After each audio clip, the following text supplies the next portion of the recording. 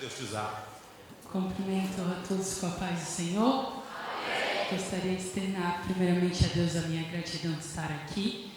E eu gostaria de agradecer aos nossos pastores presidentes pela confiança, mas eu não poderia deixar de agradecer ao presbítero Vitor e à irmã Jane, porque eles, antes eu já era jovem, eles já cuidavam de mim de alguma forma. E quando a gente casou, viemos para cá, essa família investiu na gente. Então, eu sou muito grata pela vida de vocês, pela oportunidade. Eu me sinto lisonjeada de estar aqui, porque eu sei que a Wadadec é outro nível, né? É a minha primeira vez aqui com vocês. Estou muito feliz. A minha mãe está aqui me acompanhando, meu esposo. Também gostaria de cumprimentar todos os líderes e supervisores aqui presentes, na paz do Senhor. E sem perca de tempo, gostaria de te convidar a abrir a sua Bíblia no livro de Lucas, capítulo de número 8. Lucas, capítulo de número 8.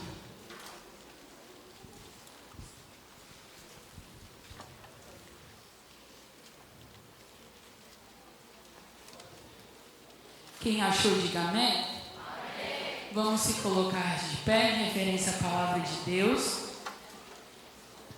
Lucas, capítulo de número 8, do verso de número 5 ao verso de número 8, que nos diz assim: Um semeador saiu a semear a sua semente, e quando semeava, caiu alguma junto do caminho, foi pisada, e as aves do céu a comeram. E a outra caiu sobre pedra, e nascida secou-se, pois que não tinha umidade. E a outra caiu entre espinhos, e crescendo com ela os espinhos, a sufocaram. E a outra caiu em boa terra, e nascida produziu fruto, a 100 por 1, dizendo ele: Estas coisas clamava.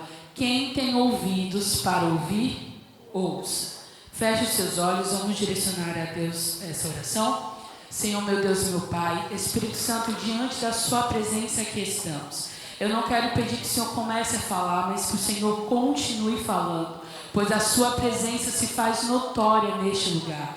Que o nosso coração esteja aberto para guardar a tua palavra e a nossa mente para compreendê-la.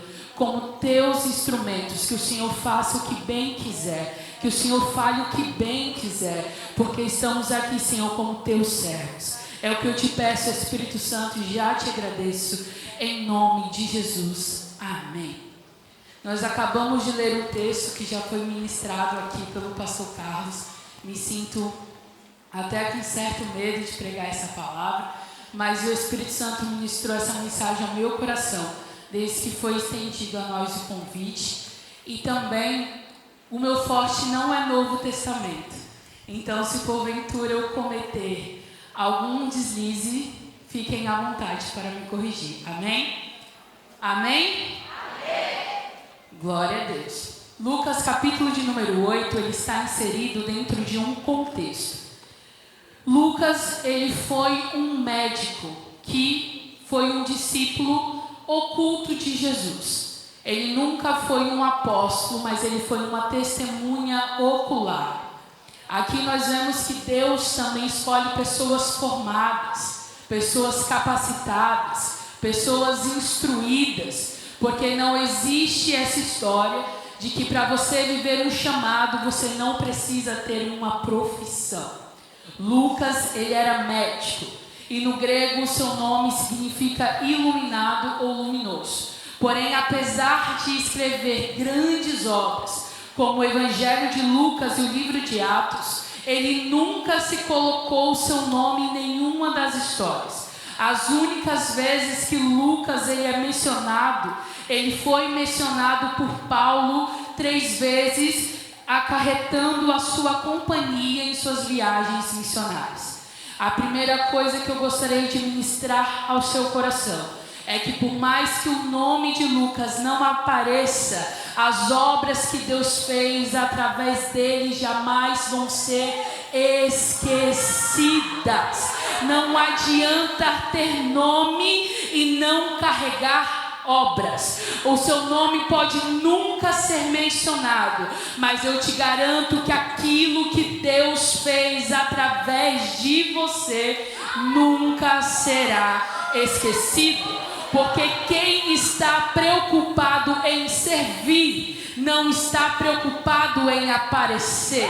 Quem está preocupado em servir, tem a ciência de que o único nome que precisa aparecer e ser adorado é o nome dele.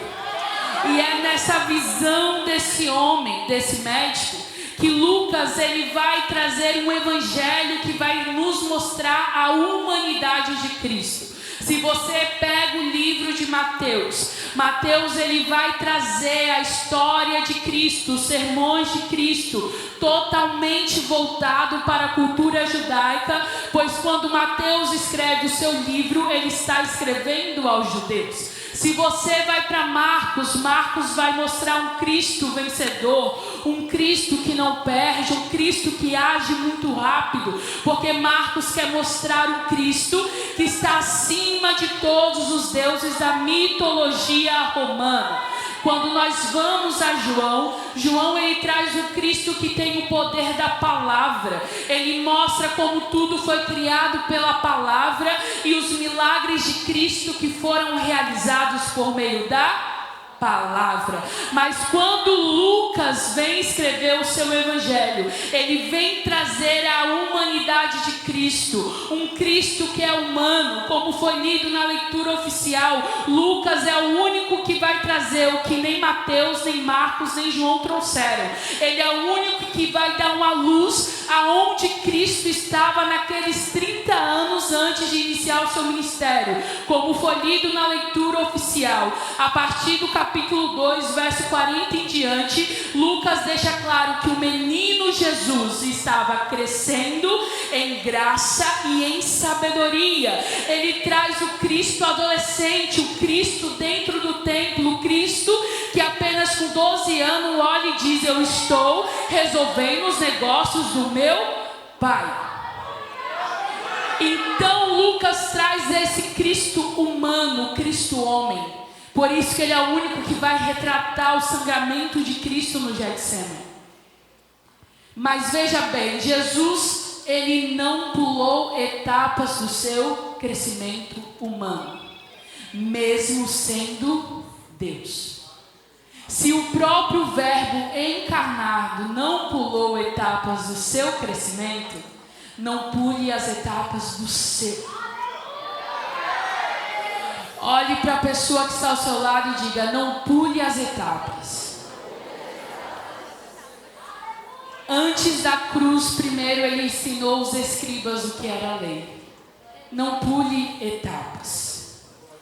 E é dentro desse evangelho que traz a humanidade, que vai mostrar o valor da oração para o ministério de Cristo, o valor da oração para o ministério de um homem, de uma mulher de Deus, que Lucas ele vai trazer a parábola do semeador.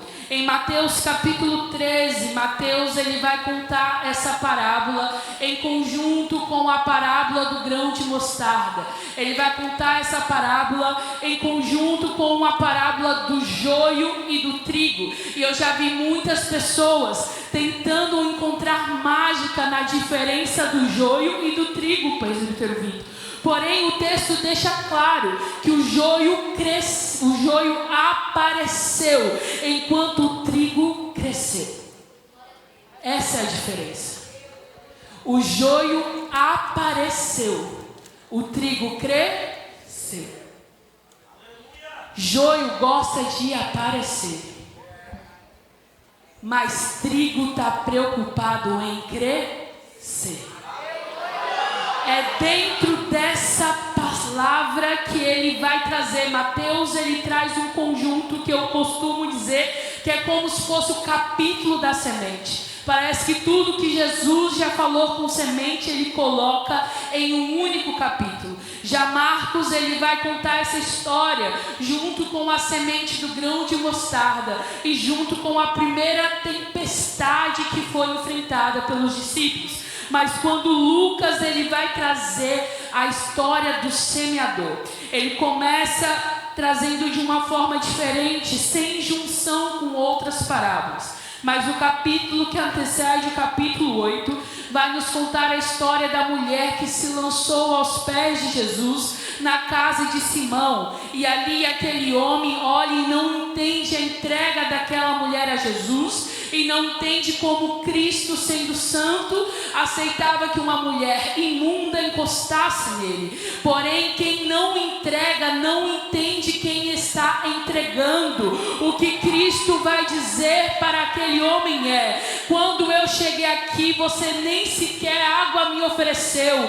mas essa mulher se lançou aos meus pés.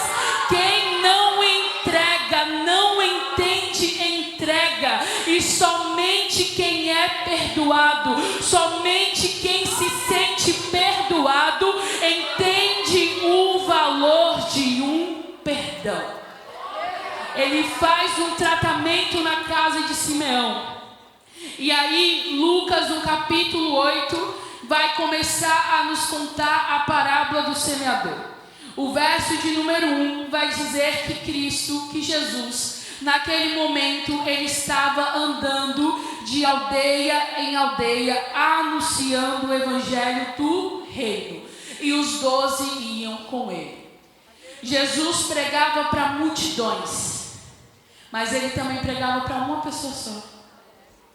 Jesus, ele pregava para multidões, mas ele ia nas menores aldeias. Ele não mudava a mensagem dependendo do público. Ele não mudava o enredo dependendo de quem estava assistindo, não.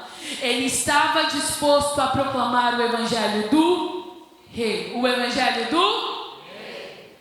Vamos lá, ó, Dedé, o evangelho do rei. Ah, glória a Deus, o evangelho do rei.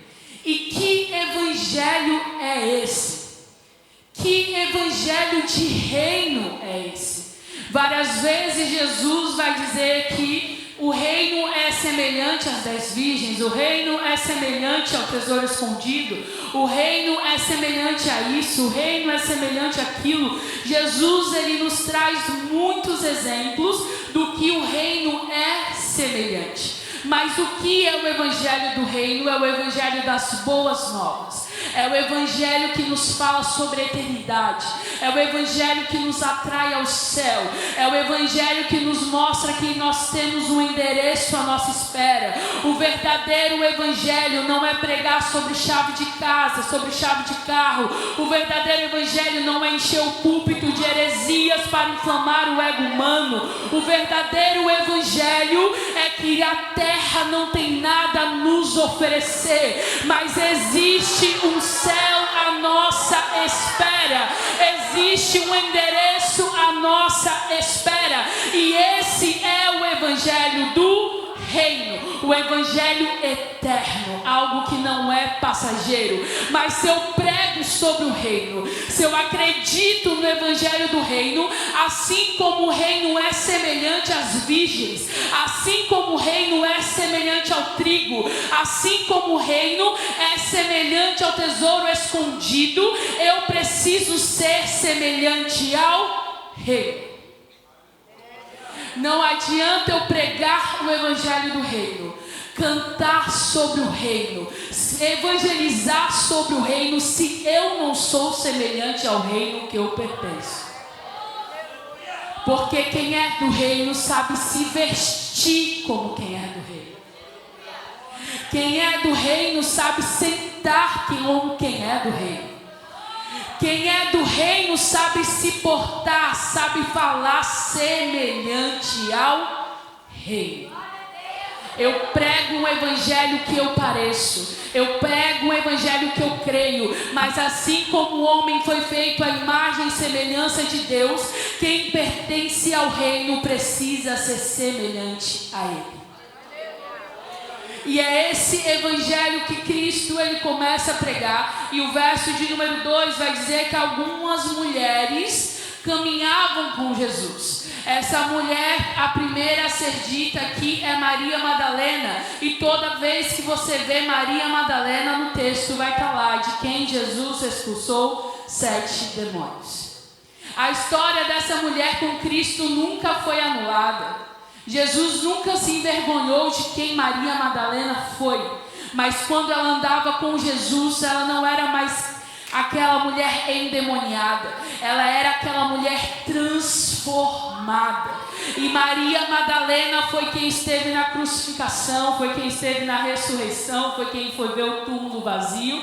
Uma mulher que ninguém tinha dado nada na sociedade, foi quem Cristo escolheu para trilhar uma trajetória. Ali também vai nos dizer que havia outras mulheres como Joana e Susana que caminhavam com Jesus. E muito breve eu gostaria de já deixar claro como Cristo vai valorizar o ministério feminino, o ministério da mulher na sua trajetória, porque o mundo está dizendo que a Bíblia é machista, as pessoas estão dizendo que quem cresce na igreja é oprimido, que a Bíblia não defende a mulher, mas em meio a um século onde a mulher não tinha valor nenhum, Jesus escolheu mulheres para andar junto com Ele e para servi-lo. Então, o que eu quero dizer com isso? A teologia feminista, a teologia sim, existem igrejas pregando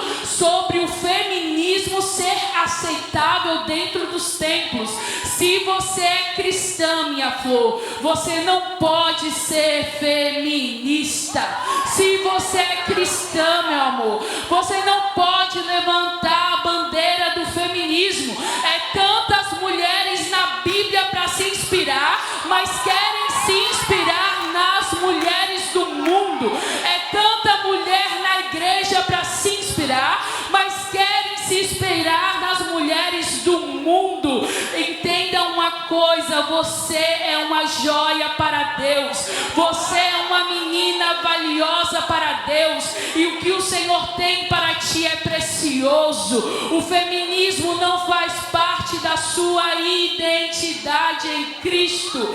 Cristo valorizou sim o ministério feminino quando nenhuma outra religião valorizou. E essas mulheres estavam caminhando com Jesus. O verso de número 4 vai nos dizer que quando Cristo chega ao mar da Galileia, já existia uma multidão esperando ele ali. Segundo a Bíblia nos diz em Marcos 6, ali era um ponto de encontro comum. As pessoas iam ao mar da Galileia ouvir Jesus. Mas na verdade o mar da Galileia não era um mar, era um lago muito grande.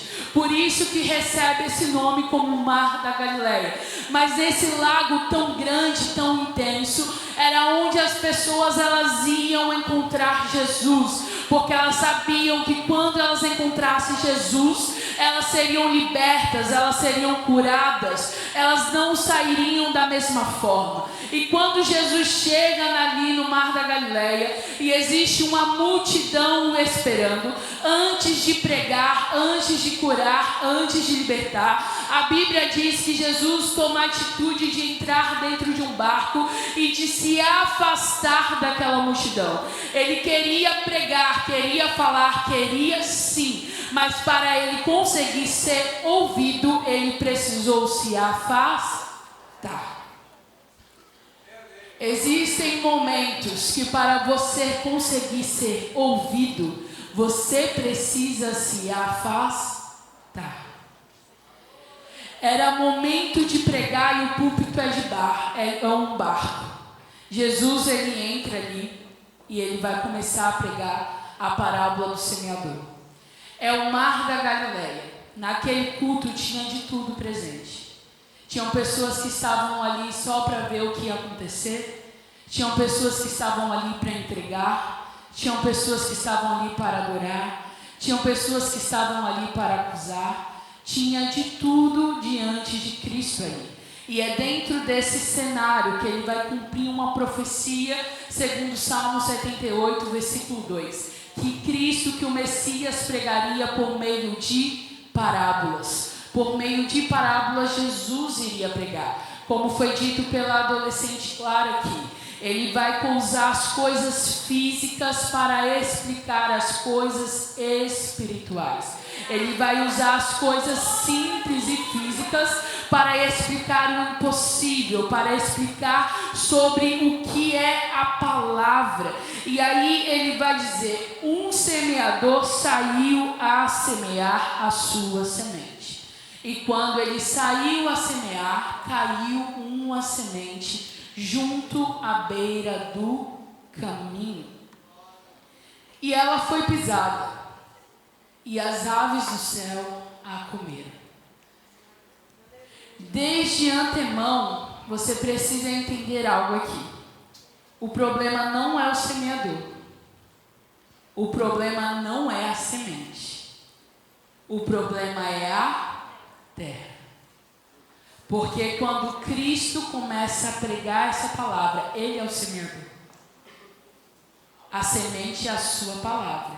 E as terras são quem está ouvindo. Existia uma forma de semeadura na Palestina, onde eles lançavam simplesmente as sementes em terra. E a semente que conseguia se frutificar, ela encontrava uma forma de crescer. Mas aqui diz que o semeador saiu a semear e essa semente ela cai na beira do caminho. Ela não cai fora do caminho, não cai dentro do caminho, ela cai à beira do caminho. Ela está na beirada, ela não está nem dentro nem fora. E aí a Bíblia vai nos dizer que vêm as aves do céu e comeram essa semente e ela foi pisada. Alguém aqui já trilhou o caminho de terra? Quem já? Vocês percebem que aquela terra, ela vira um caminho porque ela foi pisada constantemente. E por ela ter sido pisada constantemente, se cria um caminho. É fácil olhar para essa terra e falar: não frutifica nada. Tudo que lança sobre ela não cresce. Mas foi uma terra que foi constantemente pisada. Foi uma terra que foi constantemente massacrada. Ela foi pisada, menosprezada tantas vezes que tudo que é lançado sobre ela, mesmo que seja bom, não consegue penetrar. Essa terra simboliza a superficialidade. E existem pessoas no Mar da Galileia que são superficiais. Elas não estão nem no caminho, nem fora dele, estão na beirada. E não adianta, a melhor semente não vai frutificar na pior terra. Mas aquela terra, ela é assim porque ela foi pisada.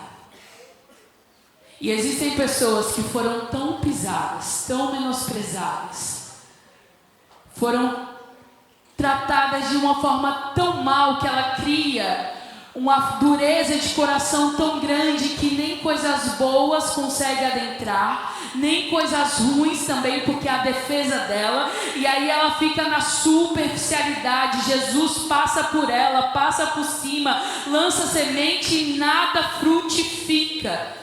Mas o que eu quero dizer para essa pessoa que está aqui hoje é que se você quiser, Ele está disposto a pegar a terra que foi pisada, que foi desprezada. Ele está disposto a pegar a terra, tratar a terra, curar a terra, plantar nessa terra. E quando forem pisar de novo nela, não vão pisar porque vai estar frutificando algo através dela. Porque o solo aos olhos dos homens é infértil, só serve para ser pisado, só serve de tapete. Não, Jesus está disposto a tratar a terra, a curar a terra e dizer: vai sim frutificar. Quando passarem por você, não vão ver mais a semente à beira do caminho, mas vão ver o que Deus faz com a terra pisada. A terra mais estéril se torna frutífera nas mãos de Deus. Saindo da superficialidade. A segunda terra vai nos dizer que a outra caiu sobre a pedra e nascida secou-se porque não tinha nela umidade. Ou segundo Mateus e Marcos, não tinha nela raiz. As pedras no grego aqui significa as rochas, que elas eram cobertas por terra. Eu poderia ir plantar ali e eu cavar 20 centímetros para plantar uma semente. Mas se a rocha tivesse 25 centímetros abaixo, eu não enxergaria ela, plantaria a semente, ela cresceria, mas não permaneceria. E essa rocha, segundo Marcos e Mateus, simboliza a concupiscência, simboliza as coisas do mundo, simboliza um limite. É algo que fica ali no limite, impedindo a profundidade. A semente foi lançada, mas o território não permitiu que ela alcançasse profundidade. São pessoas que crescem muito rápido. A semente cresce muito rápido porque ela não precisou ter raiz. Então a semente cresce muito rápido, mas da mesma forma que ela cresce rápido, morre rápido. A raiz de uma planta, ela é essencial para a sua sobrevivência. A raiz da planta absorve os nutrientes, regula a temperatura. Não vou dar aula de biologia, mas a raiz, ela dá a sustentabilidade. E a raiz, ela é vista, sim ou não? Não. Eu não vejo a profundidade da raiz de alguém. Eu vejo quem ela é por fora. E aí existem pessoas que elas crescem tão rápido, aí todo mundo é Deus. Que quando Deus quer fazer crescer, mas dá um mês, desvia. Porque veio o fogo do momento e quando chegou ali na rocha, tchau, não aguento ultrapassar. Porque não adianta crescer e não amadurecer. Não adianta crescer e não amadurecer.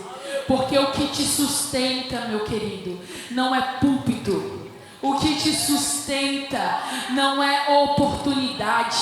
O que te sustenta não é evidência. O que te sustenta não é exposição. O que te sustenta é intimidade. É a raiz. É o que ninguém vê. É o quarto fechado. É a oração. É o meu momento que ninguém vê. Só Ele sabe o que eu sou. É a intimidade que sustenta. Não é a evidência. É a intimidade que te sustenta. Não é a evidência. Então, essa rocha simboliza limites. A semente até chegou a fazer alguma coisa ali.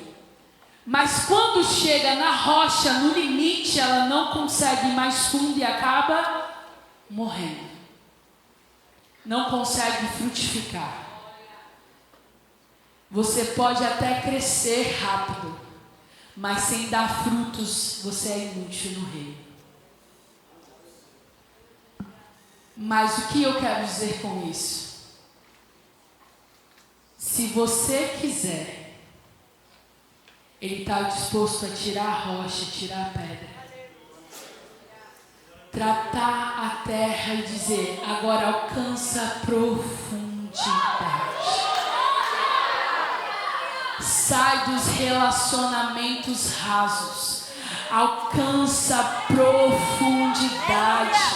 Sai desse relacionamento raso com Deus. Alcança a profundidade. Alcançar profundidade. profundidade, porque a pedra é o limite. A pedra pode ser a pornografia, a sua pedra pode ser a fornicação. Existe algo aí que não deixa eu crescer direito, existe algo que não deixa eu ter profundidade, mas o teu Cristo está disposto a tirar tudo que impede o seu crescimento, e a palavra que Deus libera para ti é: alcança a profundidade. Estou removendo os limites. Alcança a profundidade. Alcança a profundidade.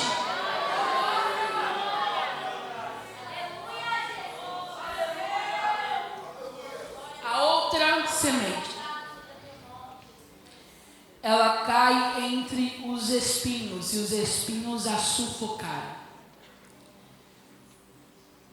Segundo Mateus, Marcos e até Lucas, mais adiante na explicação da parábola, vai falar que esses espinhos são os desejos da mocidade, são os desejos que vêm.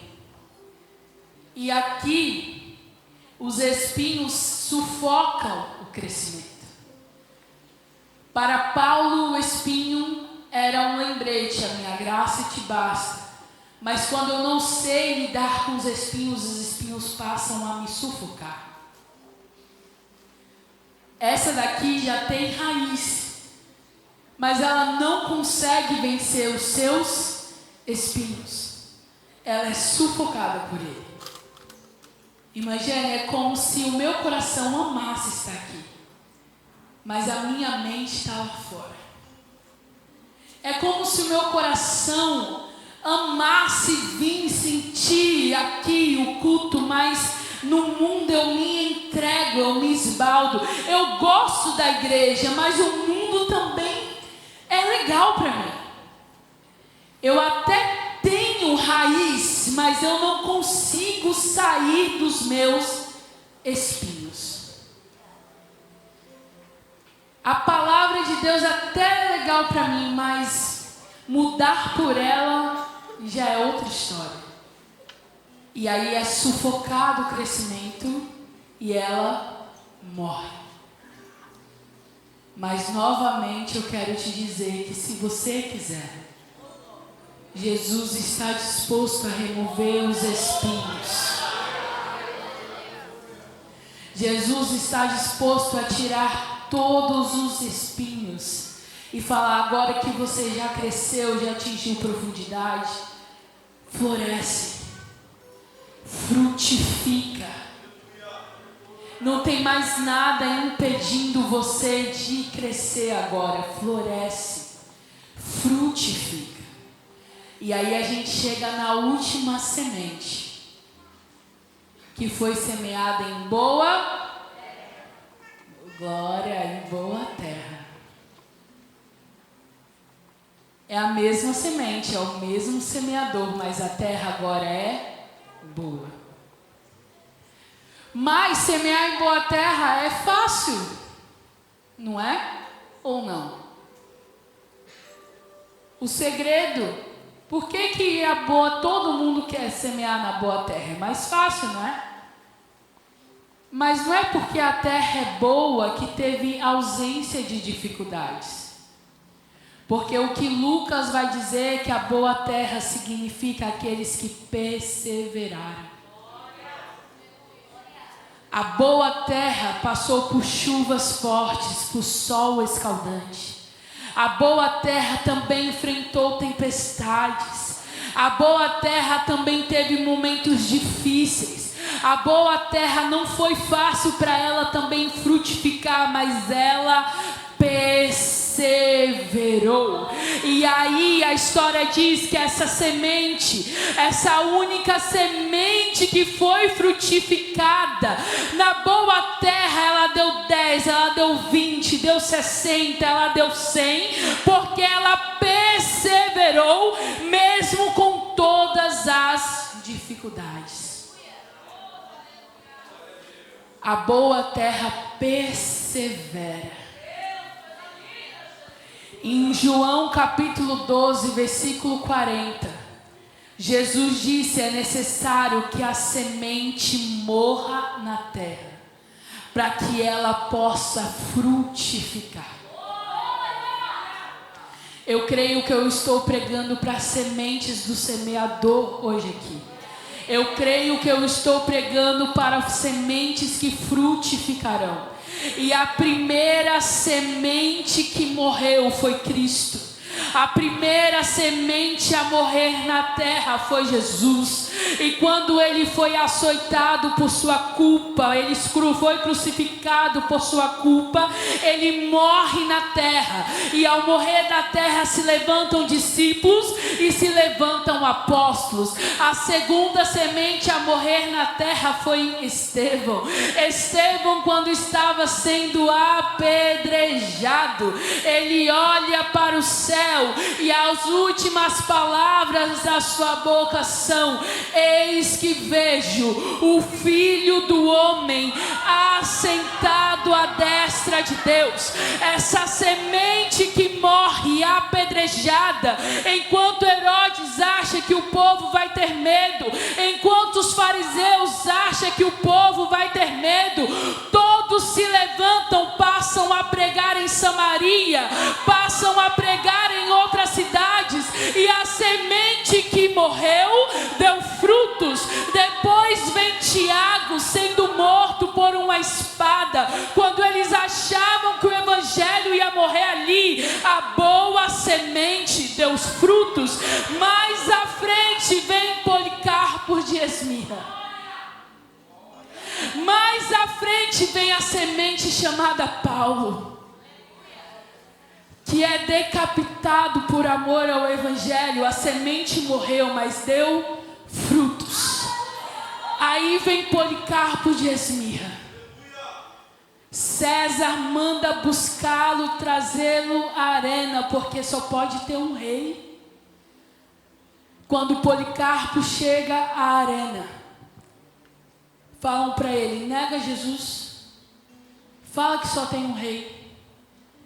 Policarpo olha para eles e diz: eu o sirvo há 86 anos. E ele nunca me fez mal algum. Como eu posso negar o rei que me salvou? Pegam Policarpo de Esmirna e fala: prende e taca fogo nele. Aí Policarpo diz: não precisa me prender. O Cristo que vai me permitir passar pelo fogo também vai me permitir ficar parado e suportar o fogo. Quando tacam fogo em Policarpo, o fogo não pega. O fogo fica em volta dele, mas não toca nele. Chamam soldados para matar, ninguém quer ir. Até que vem um, enfia a espada e Policarpo morre. A semente morreu, mas deu frutos. Vem John Hus, é queimado vivo em praça pública. Ele não deu um grito de dor. A última frase que sai da boca dele é: Jesus, filho de Davi, tem misericórdia de mim. A semente morreu, mas ela deu frutos. Vem Daniel Berg Gurnaving, há mais de 100 anos atrás, para o Brasil. A Assembleia de Deus surgiu em um culto no lar. Hoje somos milhões no meio de um país porque a semente morreu, mas ela deu frutos. Você vai ser o que, meu irmão? Você vai dar frutos. Sabe o que Cristo está dizendo através dessa palavra? E eu gostaria de liberar sobre a vida de vocês que estão à frente dos adolescentes. É que Ele multiplica o pouco. É uma semente. É um adolescente. mas um eu viro 10, um eu viro 30, um eu viro 60, um vai virar 100. Deus vai multiplicar a semente.